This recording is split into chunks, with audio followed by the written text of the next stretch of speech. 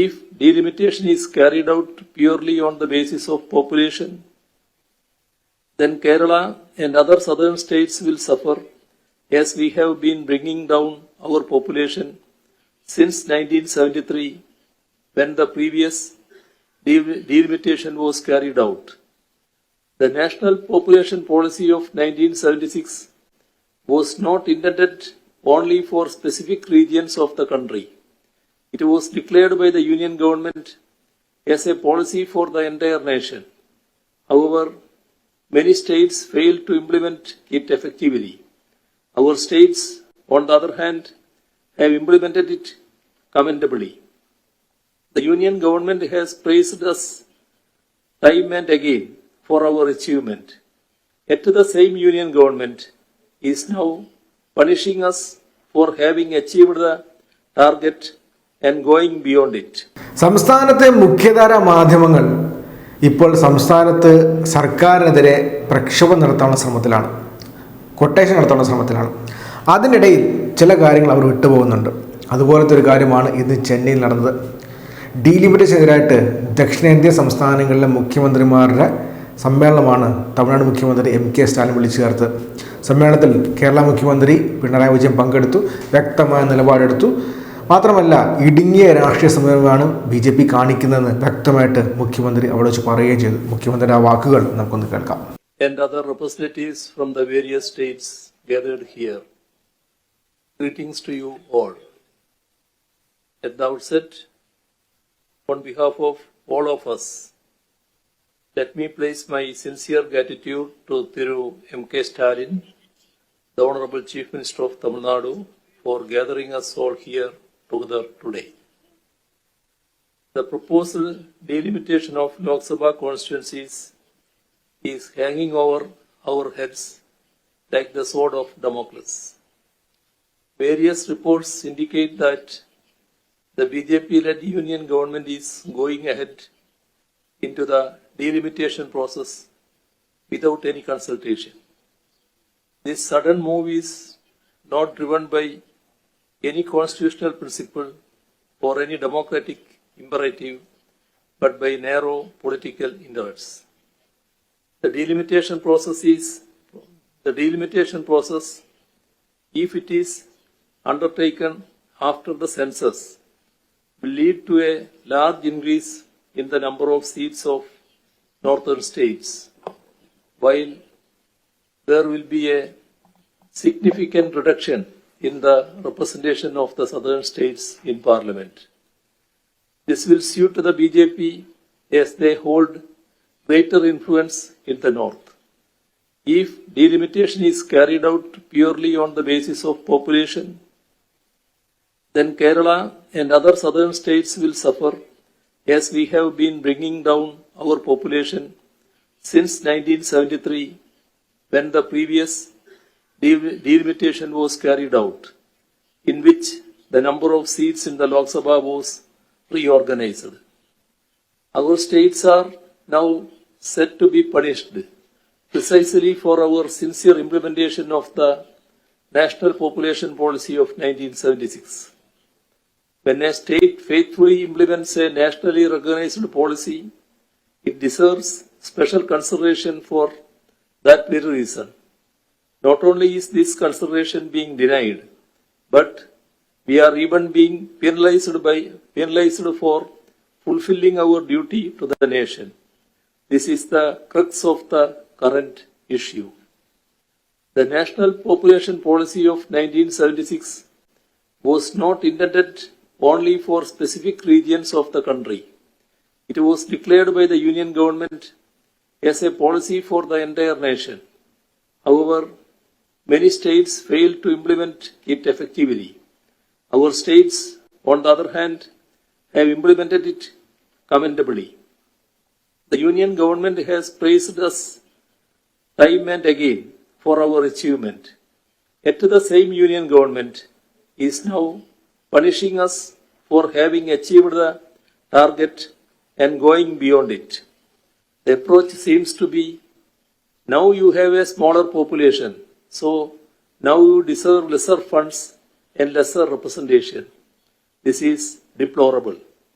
Our states, which have implemented the national population policy with dedication upholding the broader national interest, are already being punished in another way. This punishment is in the form of cutting short our share of taxes that is constitutionally due to us. Our decreasing population is being cited to justifying it.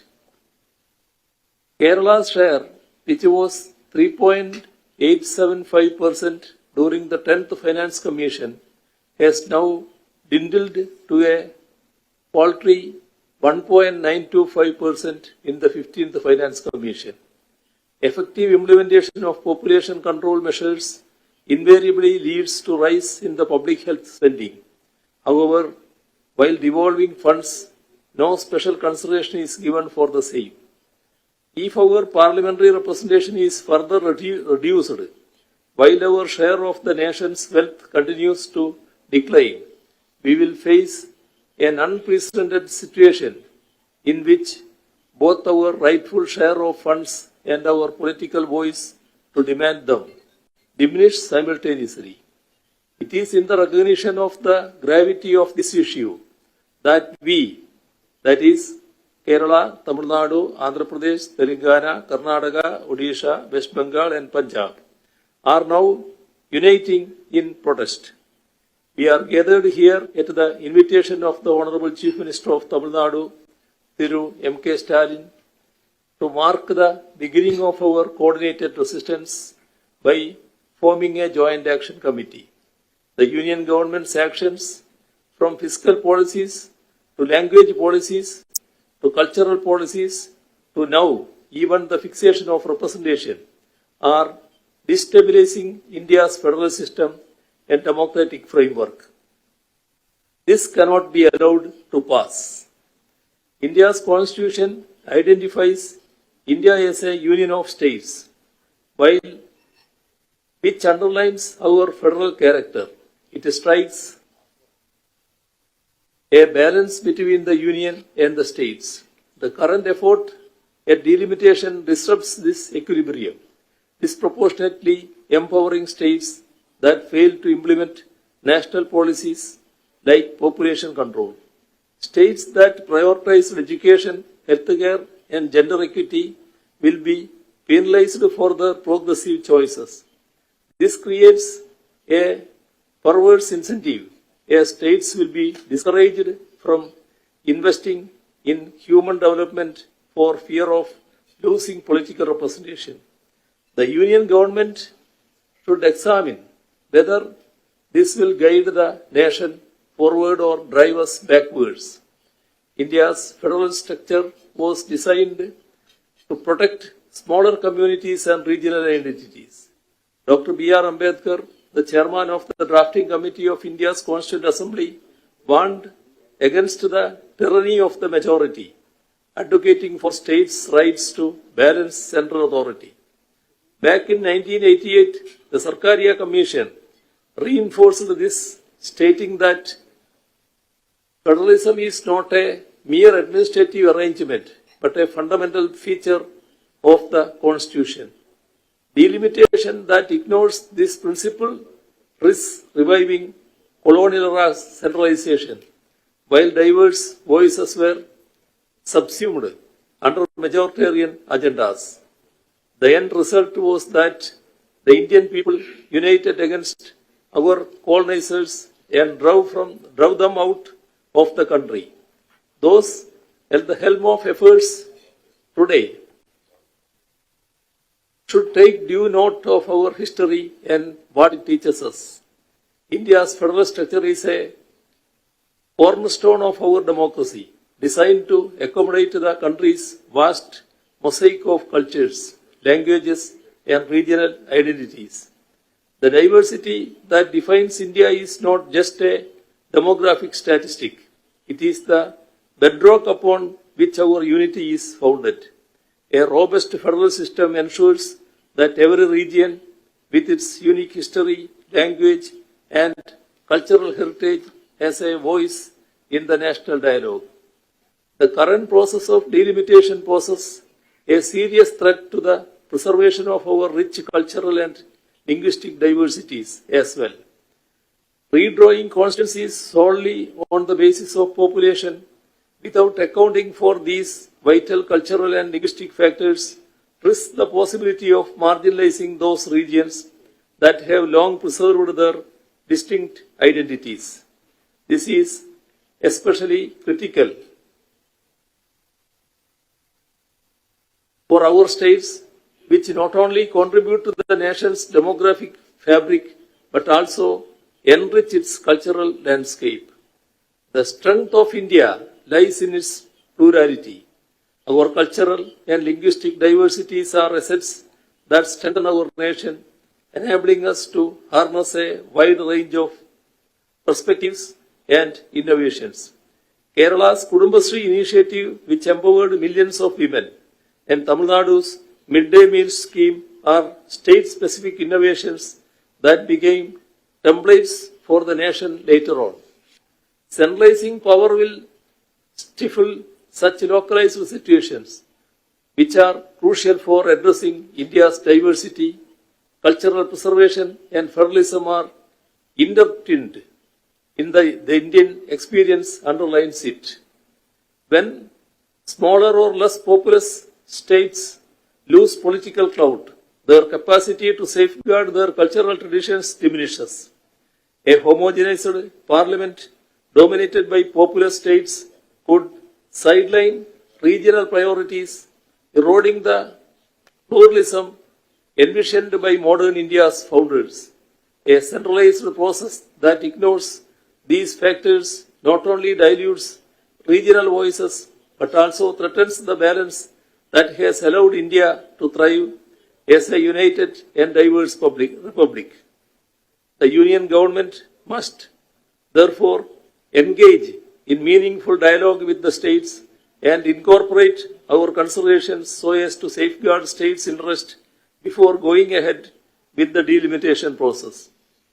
Reducing the representation of our states will create a political and regional imbalance and undermine the diversity of our pluralistic democracy. This must not happen. Kerala's stance on this matter is unequivocal.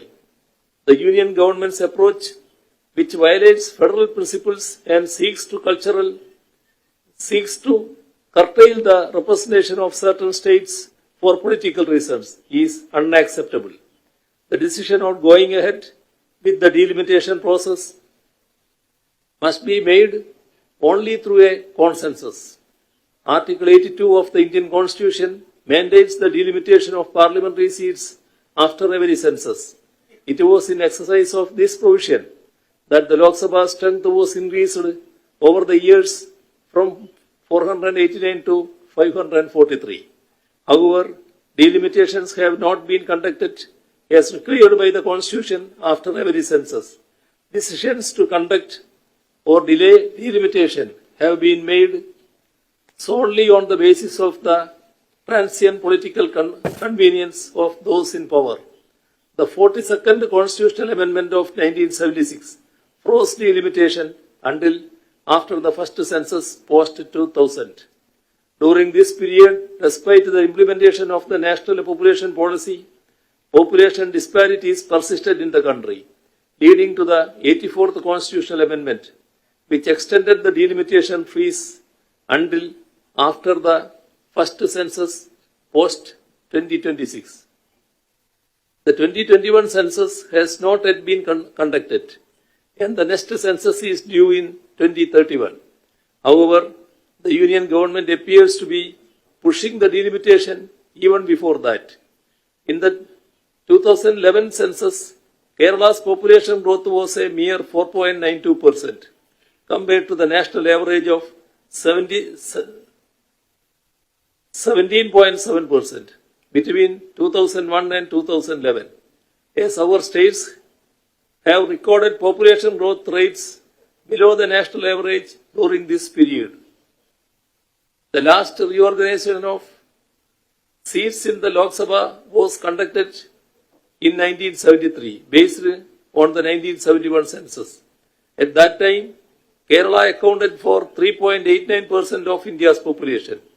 However, Due to the effective implementation of the national population policy over the next 4 decades, Kerala's share had shrunk to just 2.76% by 2011. If the delimitation exercise is carried out now, Kerala's reduced population will inevitably lead to fewer parliamentary seats. States being punished for successfully implementing population control policies is unconscionable. We are determined to resist this injustice. Federal principles and equitable representation must be upheld. While the political maneuvering behind the current delimitation effort is clear, it is imperative that the Union government also considers the broader implications for Indian federalism and the preservation of our cultural and linguistic diversities. Any action that undermines them will not only destabilize our political institutions but also weaken the very foundation of our democratic society. The Union government's arguments that our states will get additional seats on a pro rata basis cannot be taken at face value. The Union has not been able to clarify whether this pro rata distribution will be based on the current strength of parliamentary seats or on the basis of population figures. Therefore, the Union government should alleviate our fears. It is the Union's responsibility to refrain from unilateral measures and preserve the essence of democracy and federalism. We need to ensure that the delimitation exercise is carried out in such a way that our current proportional share of seats in the parliament is retained. This is the consensus that we all need to arrive at. I am sure that we will be able to do that and that this meeting will serve as a strong foundation for the formation and functioning of the Joint Action Committee, which will take the steps forward in making our consensus upheld at the national level. Let me conclude by stating that federalism is not a gift from the Union, but a right of the states. Our collective resistance is not just about seats. It is a fight to preserve India's soul as a diverse and inclusive democracy.